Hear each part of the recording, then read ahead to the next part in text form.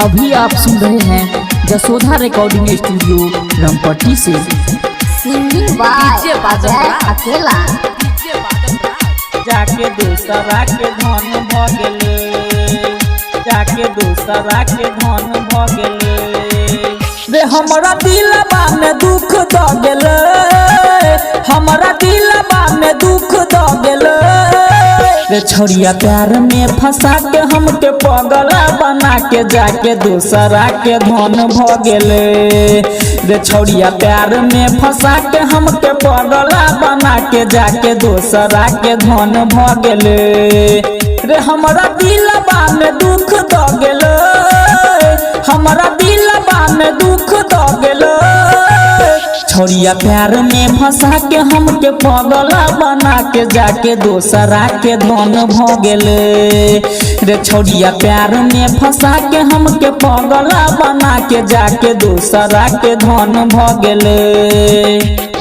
DJ बादल राज जाके दूसरा के धन भ गेले, जाके दूसरा के धन भ गेले अरे वादा केने छलै बनब सजनिया फोनबे पे खूबे सुनाब छल कहानिया ओकर चक्कर में बिगड़लै जवानिया बन गेलै जाके छौरी दोसरा के कनिया,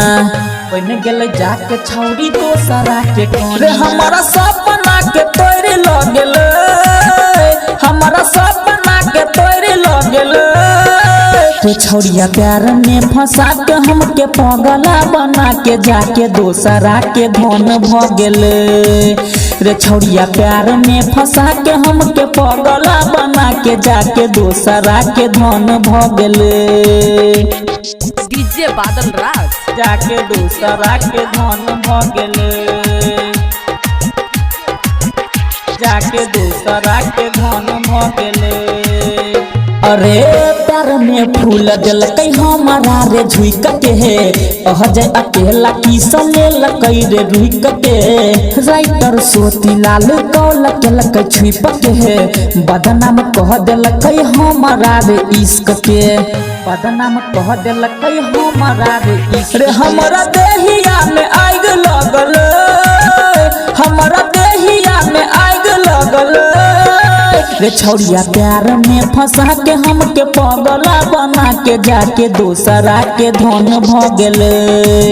रे छोड़िया प्यार में फंसा के हमके पगला बना के जाके दूसरा के धन भ गेले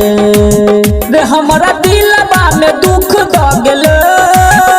हमरा दिलबा में दुख द गेले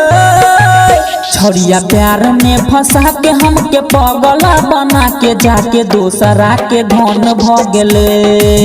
रे छोड़िया प्यार में फंसा के हमके पगला बना के जाके दूसरा के धन भ गेले। Recording by सोतीलाल।